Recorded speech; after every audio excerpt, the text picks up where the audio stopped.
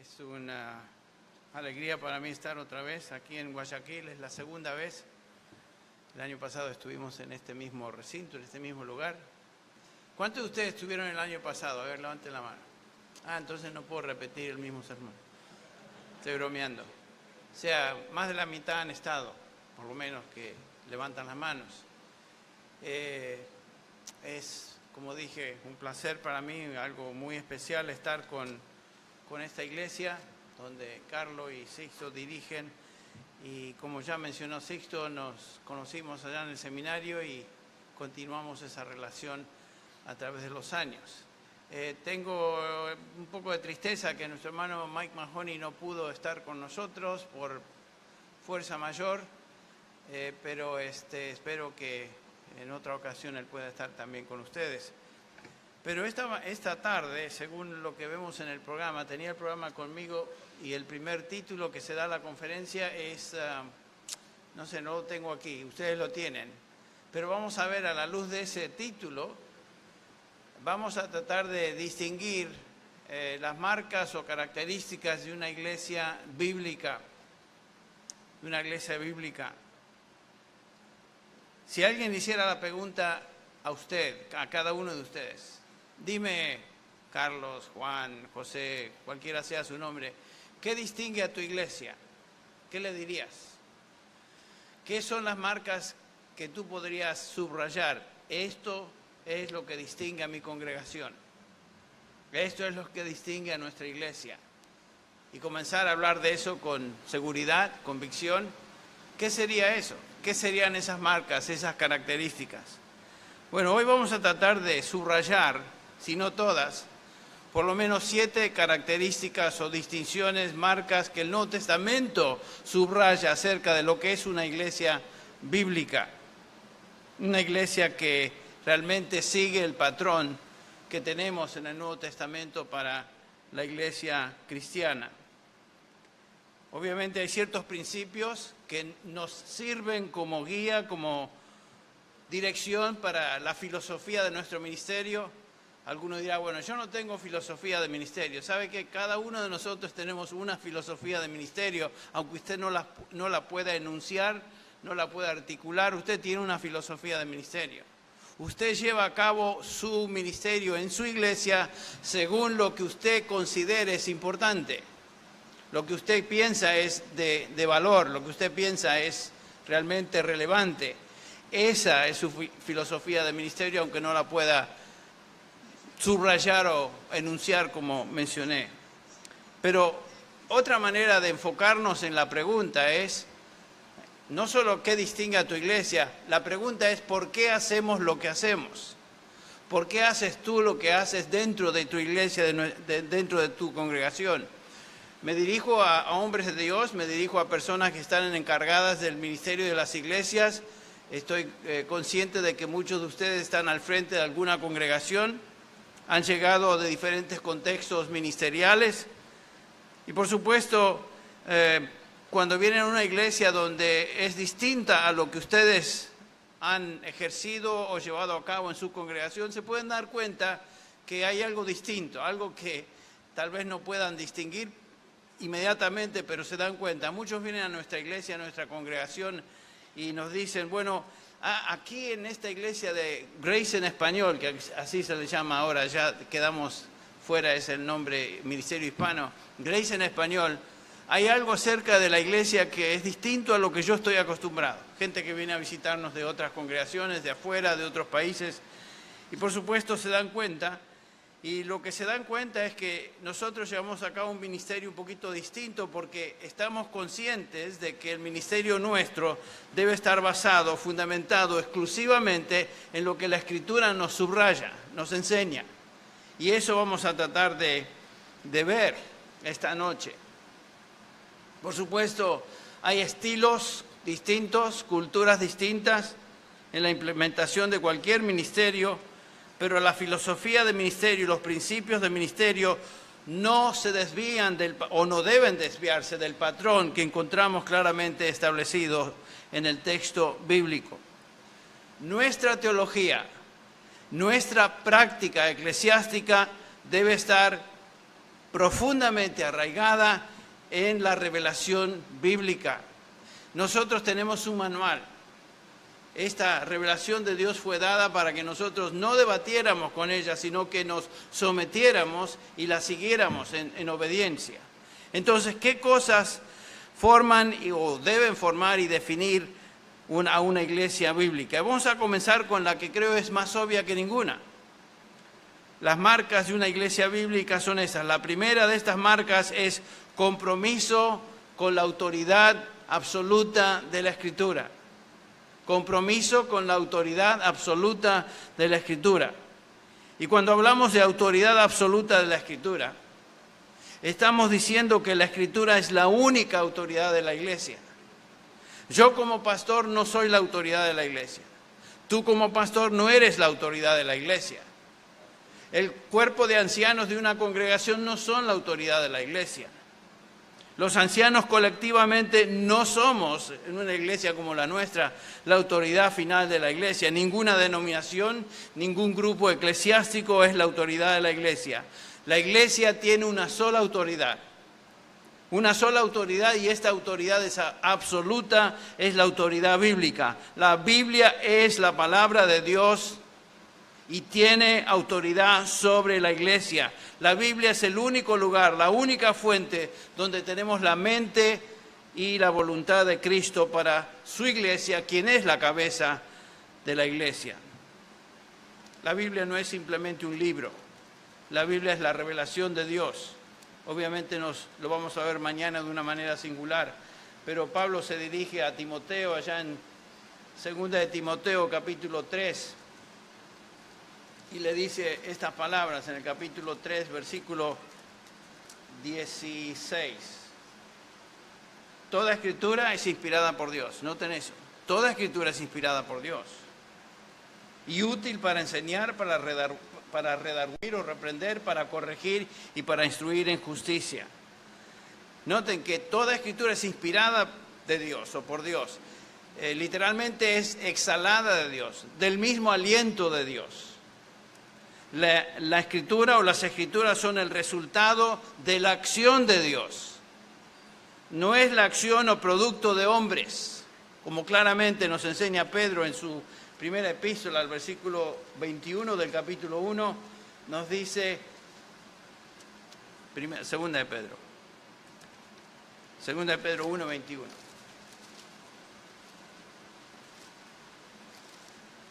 Algo que afirma lo que acabo de decir.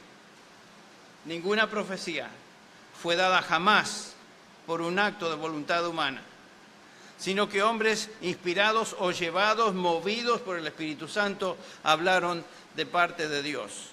Todo lo que tenemos en la Escritura, en la Biblia, ha sido dado por Dios al hombre. La Biblia, toda la Biblia, es revelación de Dios para producir frutos. Ese es el único texto que Dios nos ha dado, su palabra, que lleva fruto.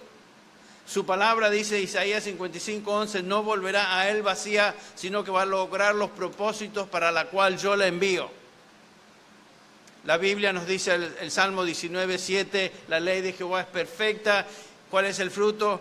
Que transforma o convierte el alma. Entonces, es obvio que la Biblia es la palabra de Dios con propósito específico de dar fruto. Pablo nos dice a aquellos que somos salvados por la fe, que la fe vino por la palabra de Dios, Romanos 10:17. Así que la fe viene por el oír, y el oír por la palabra de Cristo, el mensaje acerca de Cristo, la predicación acerca de Cristo. Le escribe Pablo a Timoteo en su primera epístola y le dice en el capítulo 3, versículo 15, pero en caso de que me tarde, te escribo para que sepas cómo debe conducirse uno en la casa de Dios, que es la iglesia del Dios vivo, y noten esto, columna y sostén de la verdad. La iglesia existe para poner en alto, proclamar, defender, enseñar, predicar la verdad de Dios revelada en su palabra. Entre sus últimas palabras a Timoteo en su segunda epístola, Pablo le dice y le encarga a este siervo te encargo solemnemente en la presencia de Dios y de Cristo Jesús, que ha de juzgar a los vivos y a los muertos por su manifestación y por su reino. Aquí viene la instrucción, exhortación, predica la palabra. Insiste a tiempo y fuera de tiempo, redarguye, reprende, exhorta con mucha paciencia e instrucción. Cada vez que una persona viene a la iglesia, viene a tu iglesia, viene a mi iglesia, lo que debe escuchar es la palabra de Dios expuesta. La iglesia no debe venir a la iglesia, la gente no debe venir a la iglesia para ser entretenida con historietas, cuentos, anécdotas. La gente debe estar y venir a la iglesia para escuchar la palabra de Dios. Y cada uno de nosotros fuimos llamados a predicar, a enseñar la palabra de Dios. Por esta razón los pastores de nuestra congregación en Grace y cada uno de nosotros debemos cumplir con este mandamiento que Pablo le da a Timoteo en 2 Timoteo 2:15, procura con diligencia presentarte a Dios aprobado como obrero que no tiene de qué avergonzarse, que maneja con precisión la palabra de verdad. Noten eso. Nos vamos a presentar a Dios algún día como sus representantes y Él nos va a juzgar con esto, ¿qué hicimos con su palabra? Y seremos aprobados o desaprobados. No está hablando aquí Pablo de salvación, está hablando de ministerio. Nuestro ministerio vale en la medida que estamos enseñando y predicando la palabra de Dios.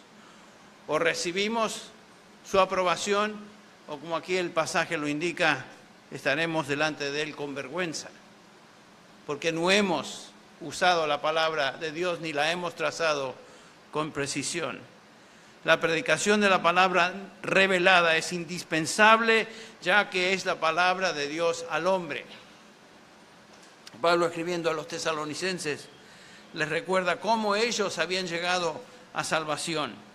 1 Tesalonicenses 2:13, dice Pablo, por esto también nosotros, sin cesar, damos gracias a Dios, de que cuando recibisteis de nosotros la palabra del mensaje de Dios, la aceptasteis no como la palabra de hombres, sino como lo que realmente es, la palabra de Dios. Noten eso.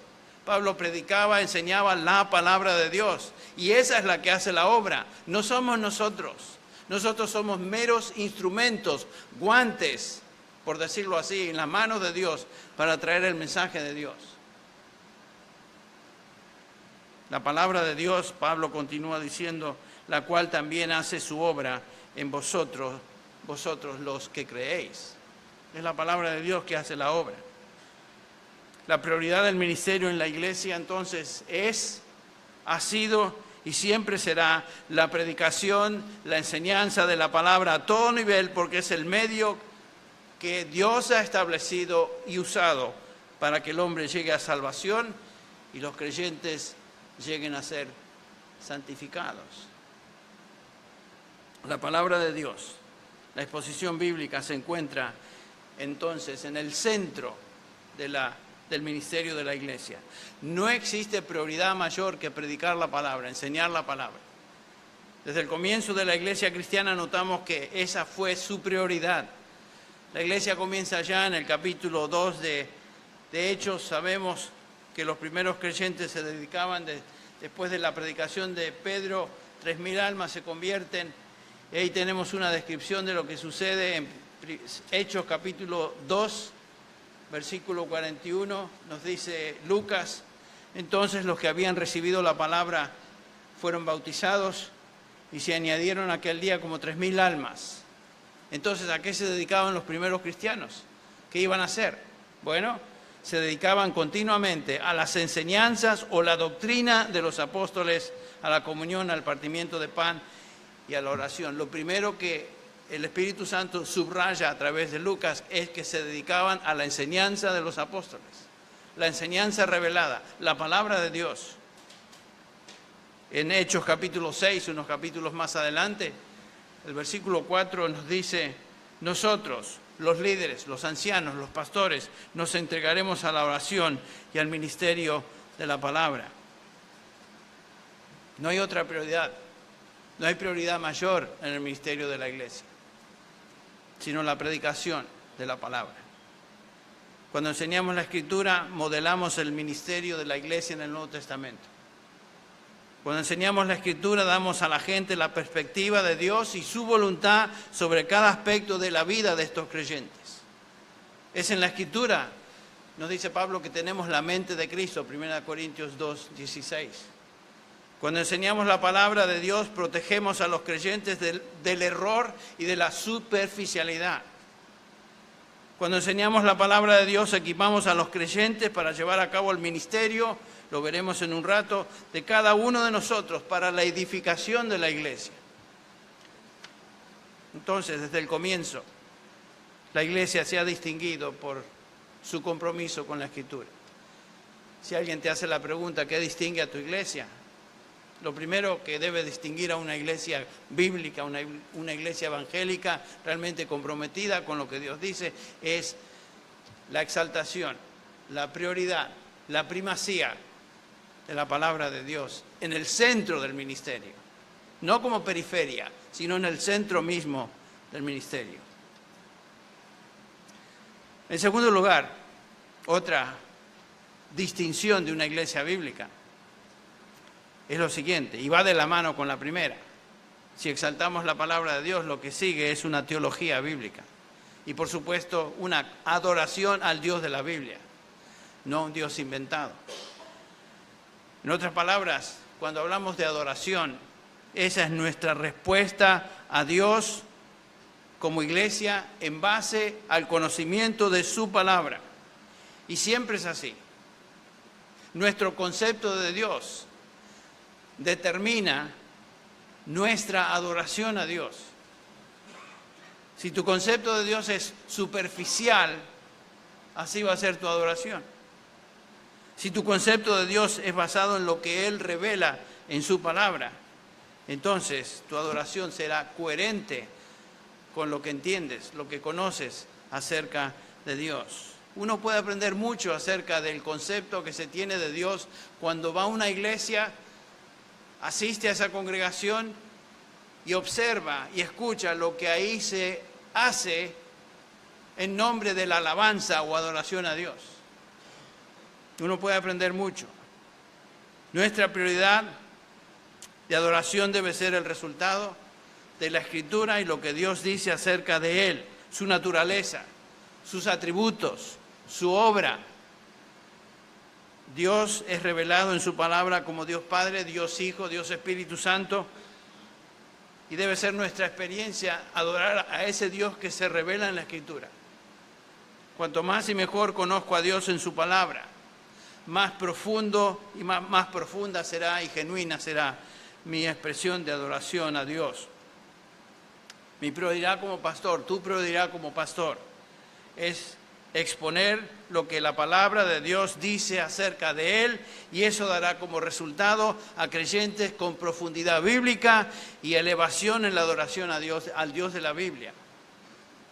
La alabanza, la adoración en la Biblia, nunca es el resultado de un tono particular o alguna música especial, un ritmo.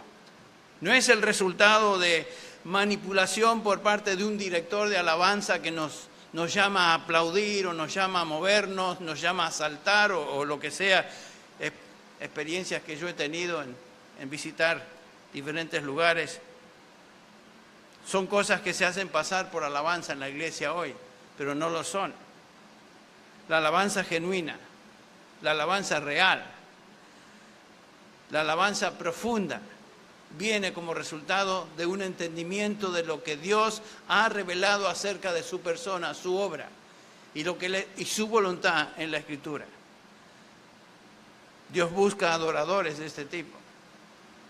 ¿Se acuerdan la conversación que Jesús tiene con la mujer samaritana ya en el capítulo 4 de Juan?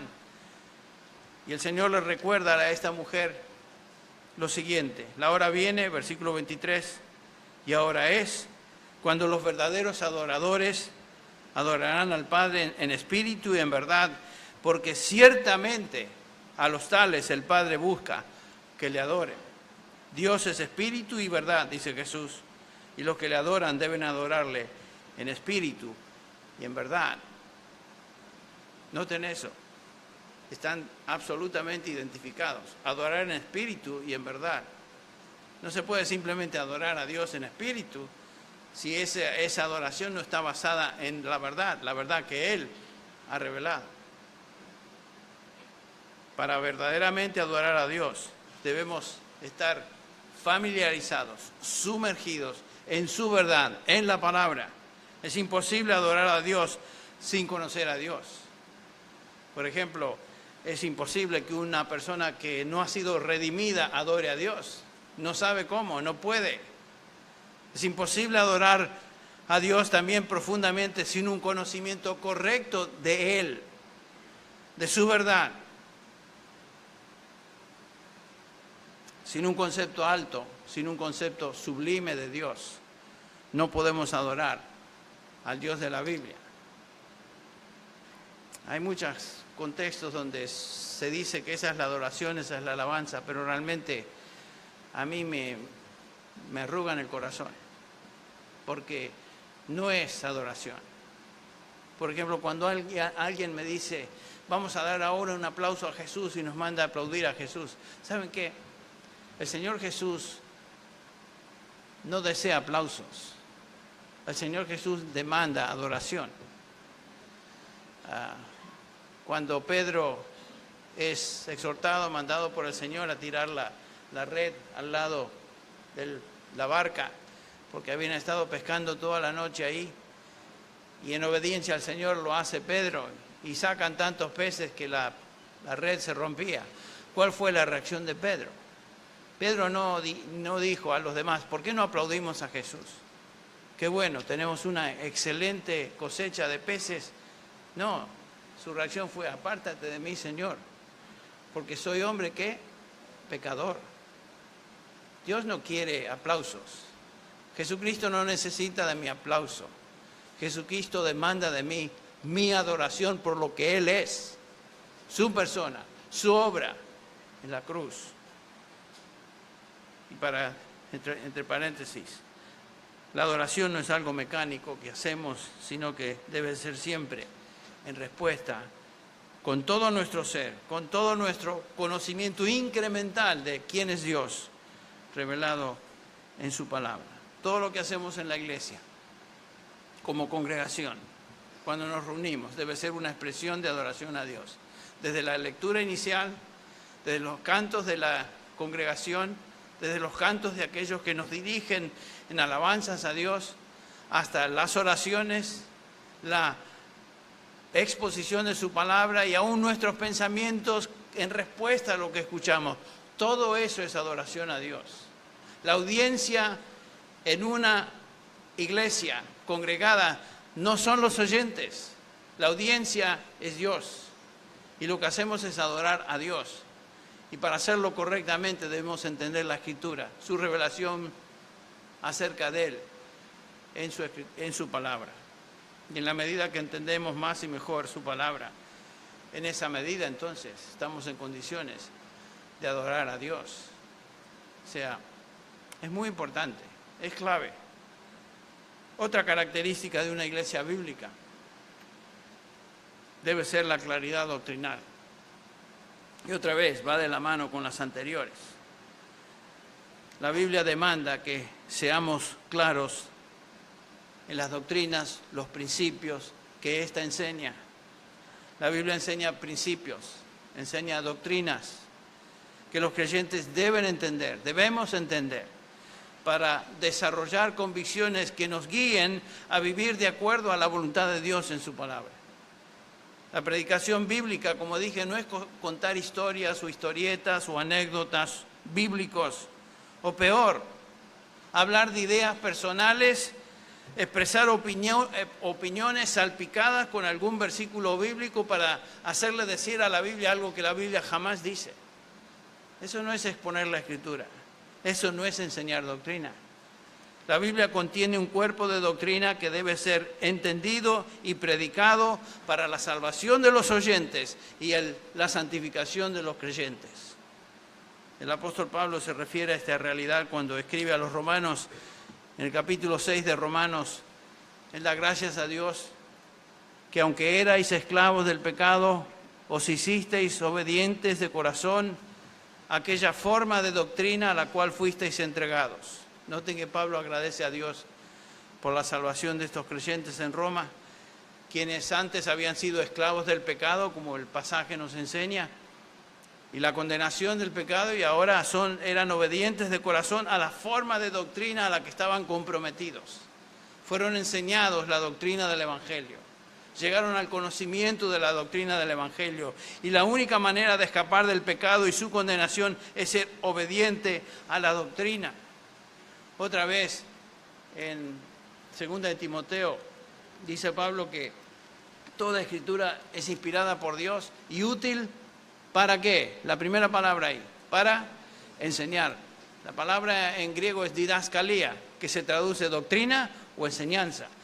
Toda la palabra es útil, dice Pablo, para enseñar, para doctrina.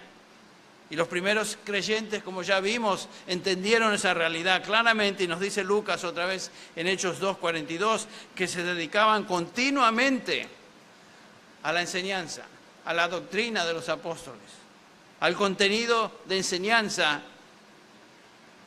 de los apóstoles.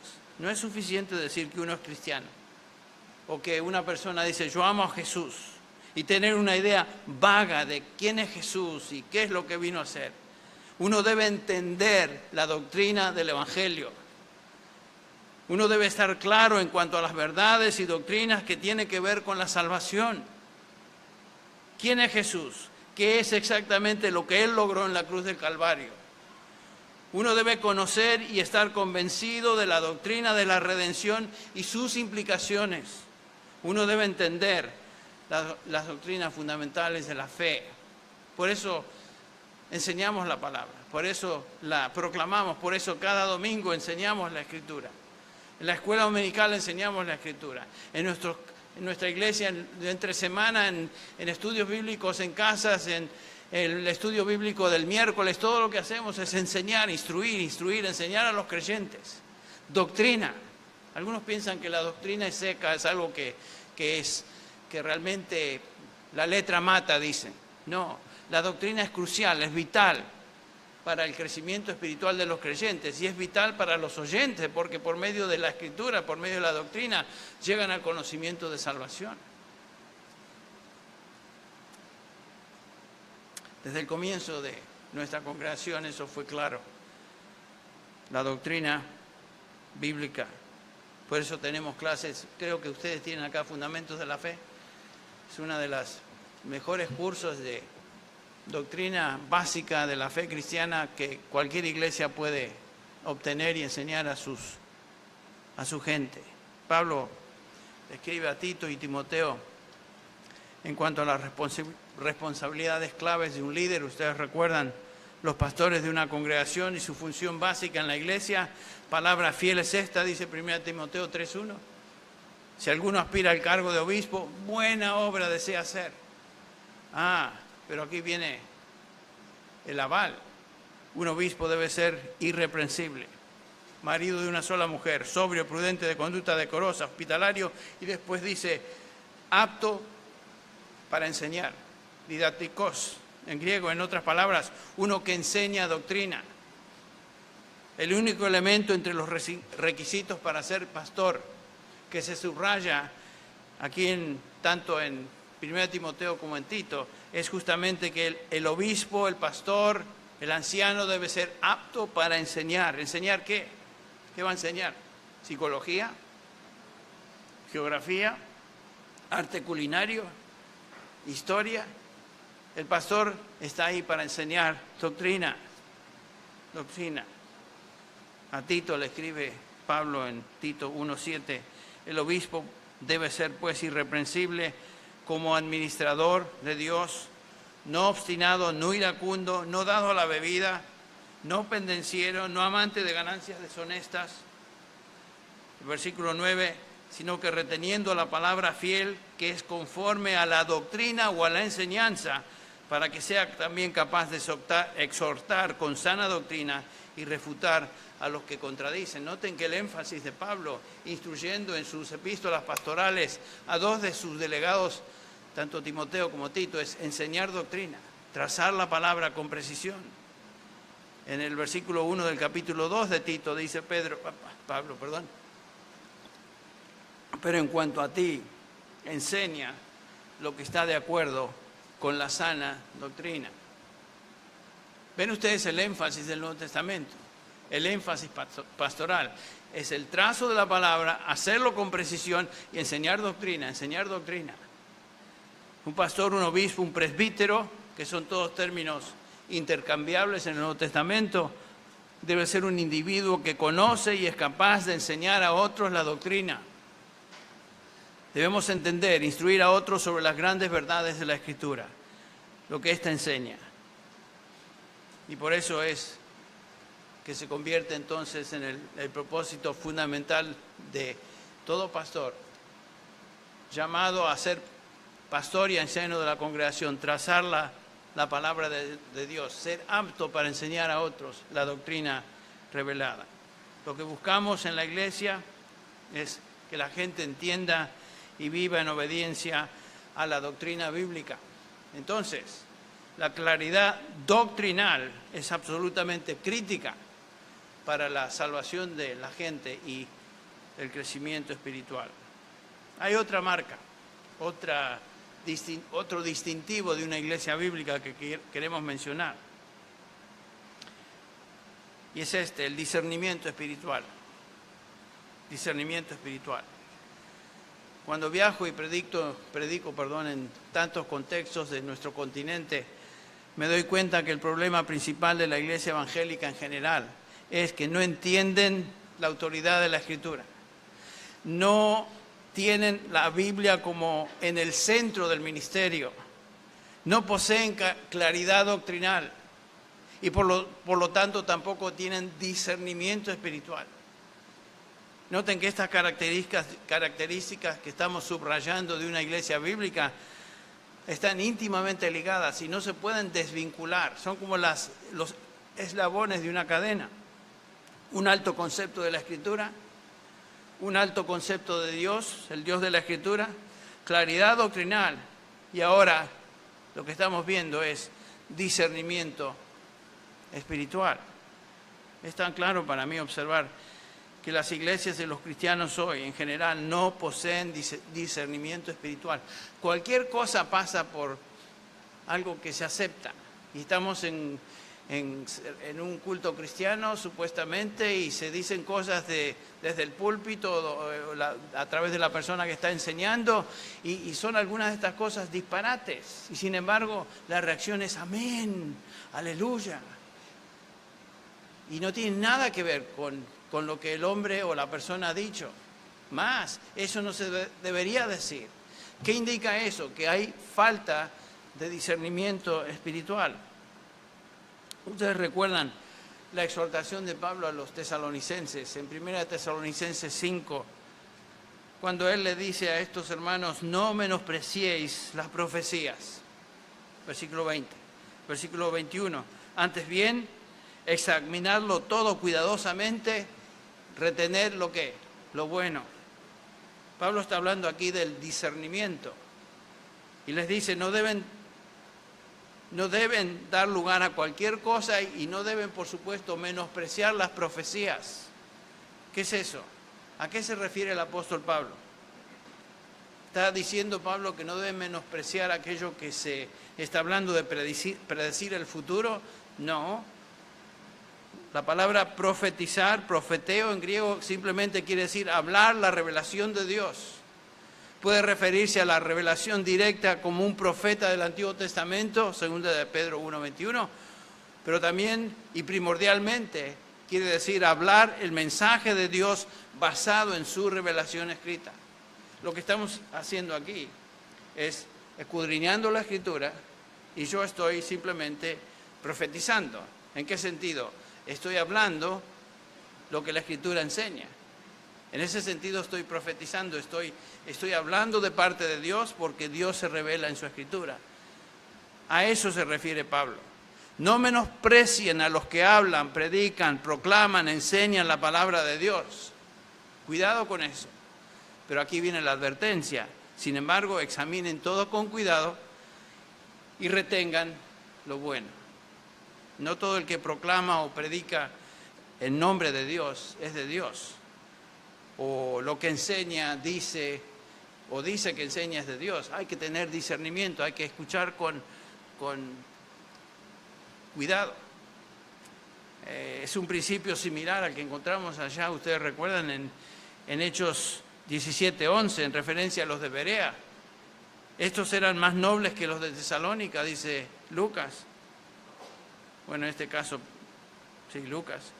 Pues recibieron la palabra con toda solicitud, escudriñando diariamente las Escrituras, en otras palabras, examinando con cuidado las Escrituras para ver si estas cosas eran así. Y tuvieron el discernimiento de retener lo bueno. O 2 de Tesalonicenses 2:2, Pablo le dice a estos creyentes: no seáis sacudidos fácilmente en vuestro modo de pensar, ni os alarméis ni por espíritu, ni por palabra, ni por carta, como si fuera de nosotros, en el sentido de que el día del Señor había llegado. Estaban siendo turbados por falsa enseñanza. Que nadie os engañe, dice el versículo 3, en ninguna manera, porque no vendrá sin que primero venga la apostasía y sea revelado el hombre de pecado, el hijo de perdición. Estaban siendo engañados y Pablo dice: cuidado, no se dejen llevar por cualquier enseñanza. Tengan mucho cuidado y examinen. O Colosenses 2:8, mirad que nadie os haga cautivo, les dice Pablo a los colosenses, por medio de filosofía y vana sutileza, según la tradición de hombres, conforme a los principios elementales del mundo y no según Cristo. Tengan cuidado con lo que escuchan, dice Pablo. ¿Y quién es Cristo? En el versículo 3 de este mismo capítulo 2 de Colosenses nos dice: Cristo, en quienes están escondidos todos los tesoros de la sabiduría y del conocimiento. Otro llamado al discernimiento, aquí en Efesios 4:14. Dice Pablo a estos creyentes que ya no sean niños, sacudidos por las olas y llevados de aquí para allá por todo viento de doctrina, por la astucia de los hombres, por las artimañas engañosas del error. ¿Cómo podemos evitar ser engañados? Escuchando, comparando con la Escritura, examinando, reteniendo lo bueno. Si esto va con la Escritura y está conforme a la Escritura, eso es correcto. Pero si no, debemos tener discernimiento para rechazar lo malo. Yo a menudo le digo a mi congregación y gente que me escucha: ustedes tienen todo el derecho de venir a mí y hablar conmigo y reprenderme si es necesario, si yo estoy enseñando algo que no se encuentra en la Escritura. Pero en la medida que yo enseño la palabra de Dios, entonces escuchen, retengan lo bueno, y si hay algo que es tal vez no tan bueno, deséchenlo. Yo espero no, jamás, delante de Dios, enseñar algo que es en contra de Él. Pero de vez en cuando uno puede decir algunas cosas que no necesariamente son del Señor. Espero que no suceda. Entonces, ¿cómo vamos a evitar ser engañados? Comparando lo que escuchamos con la Escritura. Eso es lo que continuamente buscamos hacer como pastores, como siervos de nuestras congregaciones. Enseñar la palabra con fidelidad, advertir, trazar bien, correctamente la palabra de verdad, para producir una congregación de creyentes maduros que sepan discernir entre lo que es verdad y lo que es falso. Las ovejas se dejan llevar fácilmente por otras cosas, por lo que escuchan. Y nosotros fuimos llamados por el Señor a servir en una iglesia para ser pastores, aptos para enseñar, pero como ya vimos, aptos para enseñar su palabra, su doctrina, para hacer de que nuestras congregaciones crezcan y maduren según la verdad de Dios. Por eso nos dice Pablo en Efesios 4:11 que Él, Jesucristo, dio a algunos a ser apóstoles, ¿recuerdan ustedes? A otros profetas, a otros evangelistas, a otros pastores y maestros. ¿Con qué fin? ¿Con qué objetivo? Noten en el versículo 12, Efesios 4:12, a fin de capacitar a los santos para la obra del ministerio, para la edificación del cuerpo de Cristo. Por eso estamos en la iglesia. Debemos estar seguros conscientes de que Dios nos llamó para servir en la iglesia como pastores, como siervos de Él, justamente para capacitar a los santos, para que se lleve a cabo la obra del ministerio. Y noten que la obra del ministerio no es la obra de un individuo, no es la obra de uno o dos, es el ministerio de los santos, el ministerio de los creyentes, como veremos en un instante. Y dice Pablo en el versículo 13, hasta que todos lleguemos a la unidad de la fe, esto es la edificación, y del conocimiento pleno del Hijo de Dios, a la condición de un hombre maduro, a la medida de la estatura de la plenitud de Cristo. Y después el versículo 14 que ya leímos, para que ya no seamos niños llevados de aquí para allá por diferentes doctrinas. El propósito de la enseñanza, la doctrina bíblica, es producir una iglesia madura. Eso quiere decir una iglesia con discernimiento, que pueda distinguir. Estaba predicando en una cárcel en Arizona.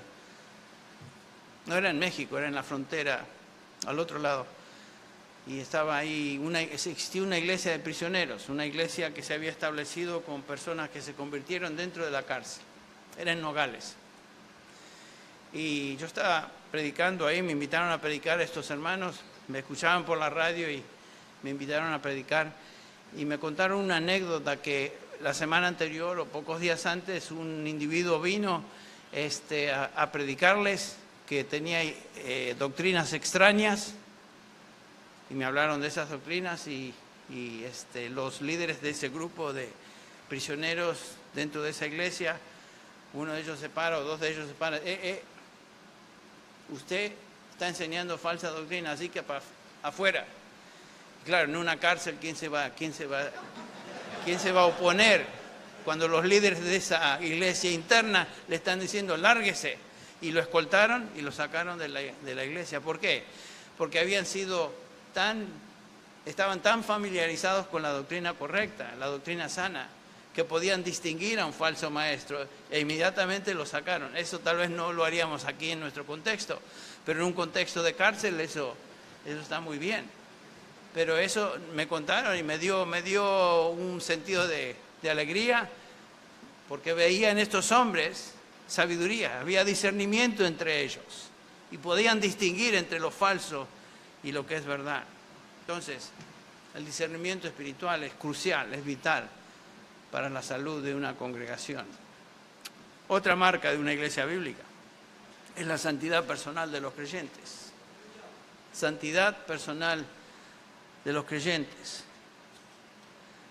La Biblia constantemente nos habla de la santidad y nos enseña que nosotros, los creyentes, somos santos. La santidad, la santificación, la idea de santificación en la Biblia es el sentido de ser apartados del pecado, de la contaminación para Dios, para su servicio. Ese es el sentido primordial de la santificación en la Escritura, tanto en el Antiguo Testamento como en el Nuevo Testamento. En el Nuevo Testamento, Antiguo Testamento aplicado a cosas, a personas, al monte Sinaí, al tabernáculo, a artículos que se usaban en el templo, eran santificados, separados de contaminación para el servicio y gloria de Dios. En el contexto del Nuevo Testamento, los creyentes somos los santos, los que hemos sido santificados, apartados del mundo, apartados del pecado, de la contaminación para Dios, para su servicio. Y por eso, continuamente, Pablo se dirige en sus epístolas a los santos. ¿Quiénes son los santos? Los creyentes. No son San Martín de Porras, ni San Benito, ni San Antonio, etcétera, etcétera. Todos los santos. Esos no son los santos. Los santos son los redimidos, los que Dios ha llamado y santificado. Por eso Pablo, por ejemplo, a los corintios les dice, a la iglesia de Dios que está en Corinto, a los que han sido santificados en Cristo Jesús, llamados a ser santos. Es obvio en el Nuevo Testamento que los santos en Cristo, los apartados del pecado para Dios, somos nosotros, los creyentes. Obviamente, cuando nos vemos en nuestra vida cotidiana, notamos nuestros pensamientos a veces, nuestras actitudes, nuestras reacciones, y podemos llegar a decir, bueno, Señor, yo no soy muy santo que digamos. Por supuesto que no somos todo lo que debemos ser en nuestra santidad, pero ante los ojos de Dios somos santos. En Cristo Jesús, apartados del pecado para Él y para su servicio, independientemente de lo que sintamos. Y por supuesto, si somos santos en posición en Cristo Jesús, Dios desea que su iglesia ahora sea santa en conducta. Pedro escribiendo a los creyentes dispersos, ustedes recuerdan allá en la diáspora, en todo el mundo romano, en las provincias que ahí Pedro menciona en su primera epístola, de todo el imperio, creyentes dispersos y perseguidos. Les dice Pedro en primera de Pedro 1:14, como hijos obedientes, no os conforméis a los deseos que antes tenías en vuestra ignorancia. Y eso va dirigido a nosotros también. Sino que así como aquel que os llamó es santo, así también sed vosotros santos en toda vuestra manera de vivir. Acá Pedro está hablando de la santidad práctica. Lo que ya somos en posición, debemos serlo ahora en práctica, en conducta. Y por supuesto, Pedro se está refiriendo a Levítico 11:44, cuando Dios le dice a Israel, sed santos porque yo soy santo. Consagraos y sed santos porque yo soy santo otra vez. Dios quiere que los suyos sean santos en toda conducta. Ahora sí, prácticamente separados del pecado y consagrados a Él, en una manera creciente. Escucha lo que dice Pablo en 2 Corintios 6:16. Los versículos del 16 en adelante hasta el capítulo 7:1. Dice Pablo a estos creyentes, ¿o qué acuerdo tiene el templo de Dios con los ídolos? Porque nosotros somos el templo de Dios, del Dios vivo. Como Dios dijo, habitaré en ellos y andaré entre ellos y seré su Dios y serán mi pueblo. Por tanto, salid de en medio de ellos, apartaos, dice el Señor, y no toquéis lo inmundo, y yo os recibiré, y yo seré para vosotros padre, y vosotros seréis para mí hijos e hijas, dice el Dios Todopoderoso. Por tanto, ahora la implicación y la exhortación práctica del capítulo 7, versículo 1, por tanto, amados, teniendo estas promesas, limpiémonos de toda inmundicia de carne y del espíritu, perfeccionando la santidad en el temor de Dios. La santidad personal es crítica para la madurez de una iglesia cristiana, una iglesia bíblica. Dios va a perfeccionar y santificar a los suyos y lo hace primordialmente por medio de su palabra. Por eso la enseñamos, por eso la proclamamos.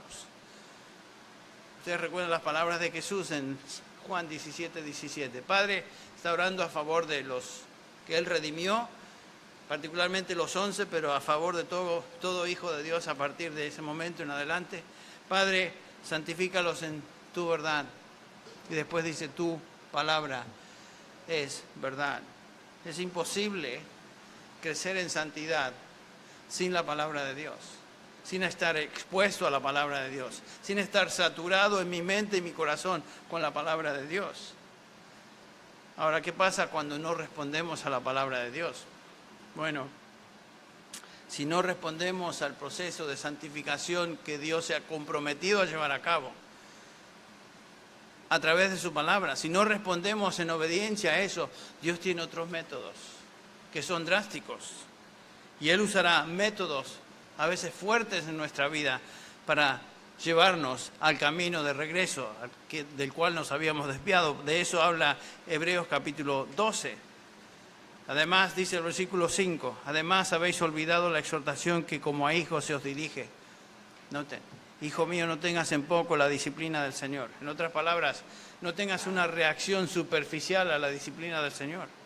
Ni te desanimes, ese es el otro extremo, desanimarse, deprimirse, al ser reprendido por Él. ¿Por qué? Porque el Señor al que ama, ¿qué? Disciplina y azota a todo aquel que recibe por hijo. Es para vuestra corrección que sufrís. Dios os trata como a hijos, porque ¿qué hijo hay a quien su padre no discipline? Pero si estáis sin disciplina, de la cual todos han sido hechos participantes, entonces sois hijos ilegítimos y no sois verdaderos. Noten que Dios disciplina solo a sus hijos. Además, tuvimos padres terrenales para disciplinarnos y los respetábamos. ¿Con cuánta más razón no estaremos sujetos al Padre de los Espíritus y viviremos? Versículo 10. Porque ellos nos disciplinaban por pocos días como les parecía, pero Él, Dios, nos disciplina para nuestro bien, para que participemos ¿de qué? De su santidad. Noten que Dios, o por las buenas, por la instrucción de la palabra, o por métodos de disciplina, Él va a llevar a cabo y continuar la obra de santificación en nuestra vida que Él comenzó. Dios está comprometido con su obra de santificación en la vida de cada uno de sus hijos. El que comenzó la buena obra en vosotros, la perfeccionará hasta el día de Jesucristo. Como líderes cristianos, como pastores, somos llamados a instruir a la iglesia, enseñarles y que el Señor haga su obra de santificación por medio de la palabra. Y por supuesto, en ocasiones, en obediencia a la instrucción de la palabra de Dios, tenemos que disciplinar en la iglesia también. Esa es tal vez el aspecto más difícil del ministerio en una iglesia local. Disciplinar a aquellos que en rebeldía, se oponen a Dios o están viviendo una vida de rebelión a Dios, en rebeldía a Dios.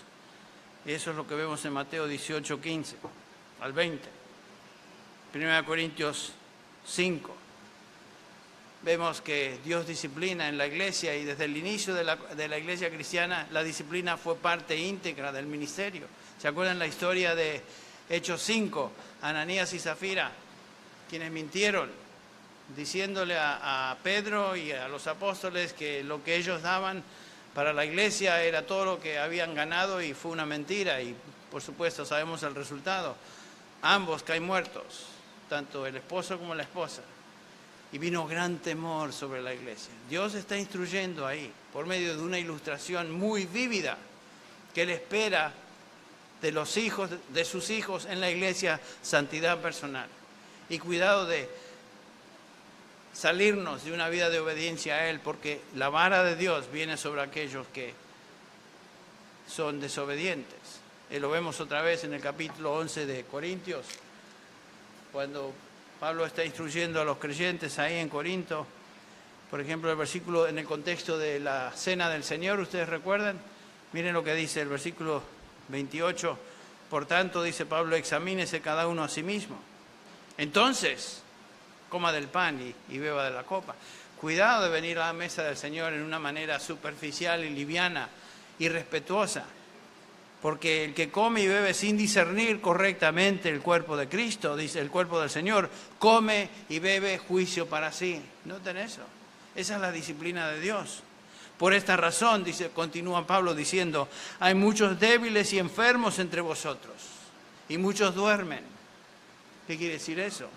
Bueno, estaban siendo disciplinados por Dios. Enfermedad, debilidad física, y en casos, y dice muchos, o sea que un buen número de ellos, como Ananías y Zafira, duermen.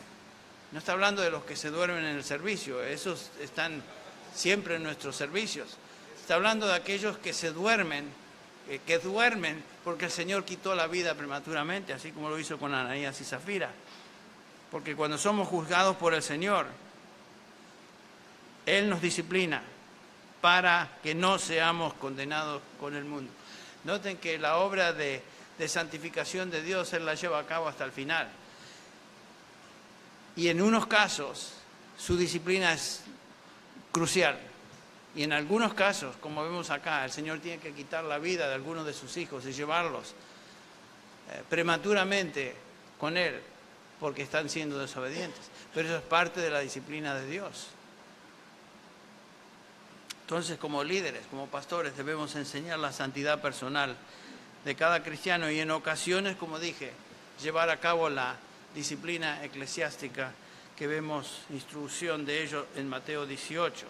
Dios demanda de los suyos un alto grado de santidad personal y esto es lo que buscamos como individuos y como iglesia. Otra distinción de una iglesia bíblica, y nos quedan dos. ¿Hasta qué hora tenemos aquí? ¿Estamos bien? ¿Qué vas a decir? Él, por supuesto, Sixto me respeta y no va a decir nada. Ya, córtale. Otra distinción de una iglesia bíblica en el Nuevo Testamento va con lo que vimos, el liderazgo de líderes, una pluralidad de líderes piadosos. Una pluralidad de líderes piadosos. El elemento crítico en la vida y salud espiritual de la iglesia son sus líderes. Los líderes de la congregación son los que dan la pauta, los que establecen el ejemplo de lo que una iglesia debe ser. Cada vez que la palabra anciano se usa en el Nuevo Testamento es una referencia a un pastor, un obispo, siempre se utiliza en términos plurales. La única vez en el Nuevo Testamento que se habla de un anciano es el apóstol Juan, cuando habla de el anciano. El resto de los términos son plurales. 3 palabras, anciano, pastor, obispo, son descripciones de la misma persona en su función de líder dentro de una iglesia.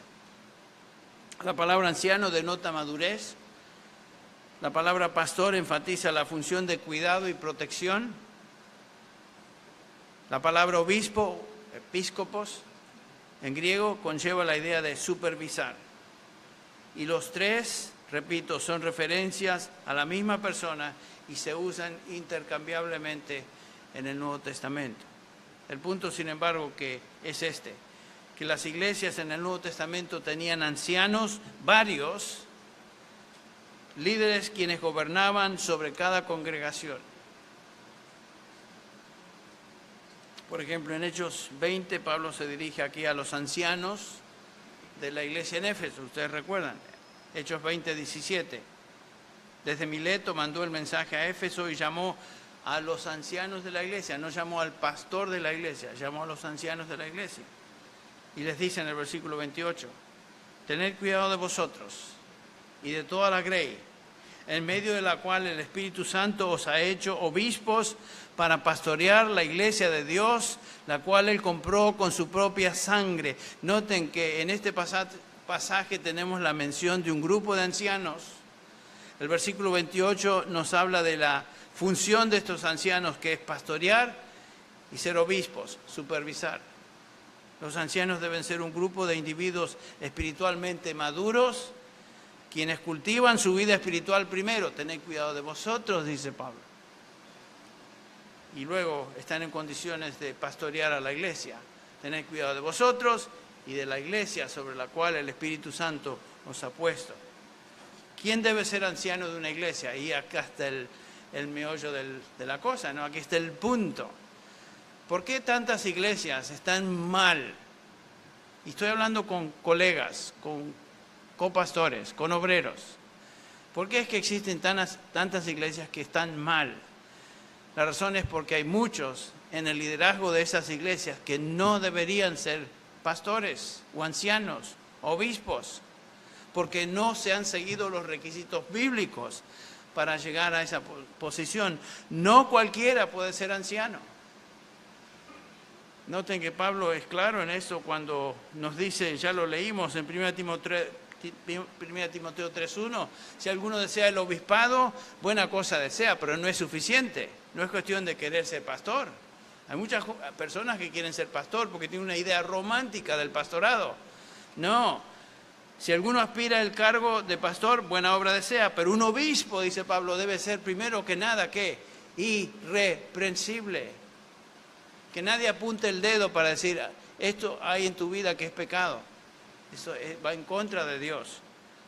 Sino que debe ser marido de una sola mujer, sobrio, prudente, de conducta decorosa, hospitalario, apto para enseñar, no dado a la bebida, no pendenciero, sino amable, no contencioso, no avaricioso, que gobierne bien su casa, noten eso, teniendo a sus hijos sujetos con toda dignidad. Pues si un hombre no sabe cómo gobernar su propia casa, ¿cómo podrá cuidar a la iglesia de Dios? No un recién convertido, no sea que se envanezca y caiga en la condenación en que cayó el diablo. Debe gozar también de una buena reputación entre los de afuera y los de afuera de la iglesia para que no caigan en el descrédito y en el lazo del diablo. Note qué interesante que los requisitos son específicos. No cualquiera puede ser pastor o anciano. Los líderes de una congregación cristiana no son las personas más importantes del pueblo o la ciudad. No son los presidentes de compañías o corporaciones. No son los profesionales. Los ancianos de una iglesia son individuos piadosos en su vida personal, un ejemplo a sus familias, un ejemplo para con los de afuera y personas que puedan enseñar la doctrina a otros.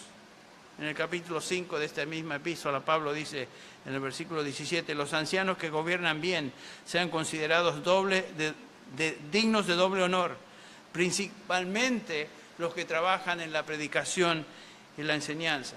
Todos son capaces de enseñar, pero algunos se dedican particularmente a la predicación y a la enseñanza. Bueno, eso debe distinguir a una iglesia bíblica.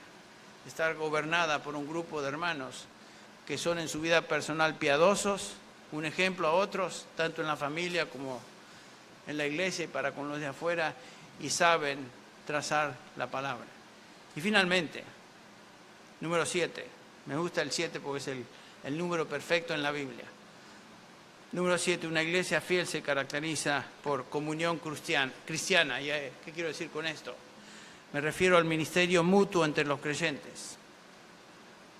En el ministerio, el ejercicio de los dones del Espíritu, la obediencia a los mandamientos en el Nuevo Testamento que tienen que ver con la expresión unos a otros, compartir unos con otros, confesar nuestras faltas unos a otros, orar unos por otros, perdonarnos unos a otros, exhortarnos, advertir, servir unos a otros, etc. Hay una serie de unos a otros en las epístolas. El ministerio de la iglesia no es automático, sino que es el resultado del ministerio de sus componentes, los creyentes, para la edificación de los santos. Es lo que vimos en Efesios 4:11, versículo 12, los santos para la obra del ministerio. Y en el versículo 15 de Efesios 4 dice Pablo, sino que hablando la verdad en amor, crezcamos en todos los aspectos en aquel que es la cabeza, es decir, Cristo. Y noten esto, el versículo 16, Cristo, el cuerpo de la iglesia, el cuerpo de Cristo, la iglesia, de quien todo el cuerpo, estando bien ajustado y unido por la cohesión que las coyunturas proveen, conforme al funcionamiento adecuado de cada miembro, produce el crecimiento del cuerpo para su propia edificación en amor. Noten eso. El ministerio, como vemos, es el ministerio de todos los creyentes. Dios ha establecido líderes en una iglesia, en un cuerpo local, pero el ministerio es de todos. Sorprendente cuántas iglesias piensan que los que llevan a cabo el ministerio son los pastores o el pastor y los demás son simplemente escuchas que participan de esa manera. Primera de Pedro claramente nos dice, Pedro en su primera epístola, allá en el capítulo 4, versículo 10, según cada uno ha recibido un don especial, noten, cada uno, no algunos, todo creyente, úselo, sirviéndoos unos a los otros como buenos administradores de la multiforme gracia de Dios. El que habla, dice Pedro, que hable conforme a la palabra de Dios. El que sirve, que lo haga por la fortaleza que Dios da, para que en todo Dios sea glorificado mediante Jesucristo, a quienes pertenecen la gloria, el dominio, por los siglos de los siglos. Amén. Es una iglesia, debe distinguirse, una iglesia nuevo testamentaria, bíblica, debe distinguirse por el ministerio mutuo de los creyentes. Dice el apóstol, dice el pastor MacArthur, escribiendo, no es apóstol, es apóstol pero con minúscula. Dice MacArthur, escribiendo de la iglesia está marcada por su unidad, por su vida compartida, por sus intereses en común, por su comunidad, en una palabra, por su compañerismo. La comunión es crítica para la vida de la iglesia. El cristianismo no es un evento de espectadores que ocurre el domingo, es una vida común y compartida con otros. Bien dicho, esa es una iglesia bíblica, una iglesia donde el ministerio es el ministerio de todos los creyentes, para el beneficio común, para el beneficio de todos. Bueno, estas son las marcas tal vez más sobresalientes en el Nuevo Testamento de una iglesia bíblica. Compromiso con la autoridad absoluta de la Escritura, una teología bíblica y por lo tanto una adoración a Dios revelado en la Escritura, claridad doctrinal, número 3, discernimiento espiritual, número 4, santidad en la vida de los creyentes, número 5, pluralidad de líderes piadosos, número 6, y finalmente el ministerio mutuo de los santos, los hijos de Dios, aquellos que pertenecemos a la iglesia del Señor. ¿Saben qué, hermanos? Es un privilegio incomparable que hayamos sido llamados por Él para servirle a Él en la iglesia local, en una iglesia local. Tomemos eso como el mayor privilegio, la mayor distinción que el Señor y por su gracia ha otorgado en nuestras vidas. Y por lo tanto seamos conscientes de ello y recordemos cuál es nuestra función primordial dentro de la iglesia. Es predicar la palabra, es instruir a los santos. No hay otra función más importante que eso. Vamos a orar para terminar. Padre Celestial, te damos gracias en esta noche por tu palabra. Señor, por la prioridad que tu palabra nos da y la claridad con que nos enseña acerca de lo que distingue una iglesia con la cual tú te honras. Gracias, Padre, por Cristo Jesús. Gracias porque Él está edificando su iglesia. Gracias, Señor, porque nos has incluido por tu gracia en este propósito de edificar a tu pueblo y traer almas a salvación por medio de fe en Cristo, por medio de la predicación de tu evangelio. Padre, te pido que tú en tu misericordia y en tu gracia nos hables esta noche, nos concedas discernimiento, entendimiento en cuanto a lo que debemos hacer dentro de nuestra congregación local. Señor, bendice a cada varón, cada hombre tuyo en este lugar. Gracias por sus vidas, gracias por sus congregaciones. Padre, te pido que tu bendición esté sobre ellos y sobre sus iglesias. En el nombre de Jesús. Amén.